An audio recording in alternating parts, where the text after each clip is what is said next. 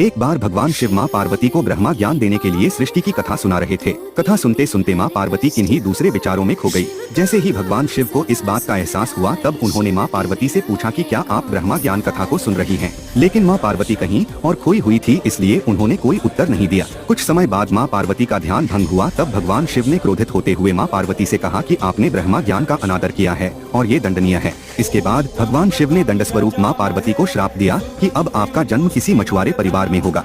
माँ पार्वती को अपनी गलती का एहसास हुआ, पर तब तक काफी देर हो चुकी थी। दुख में डूबी हुई माँ पार्वती मछुआरों के एक गांव में पहुंची। इस गांव के मुखिया की कोई संतान नहीं थी। एक दिन वो मछली पकड़ने के लिए तालाब जा रहा था। तब उसको रास्ते में एक पेड़ के नीचे एक कन्या बैठी हुई मिली, जो कि वास्तव में कन्या के रूप में माँ पार्वती थी।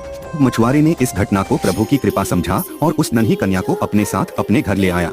माँ पार्वती उसी घर में कन्या के रूप में रहने लगी। इस तरह माँ पार्वती को अपना एक जन्म भगवान शिव के श्राप के कारण मछुआरे के घर में काटना पड़ा।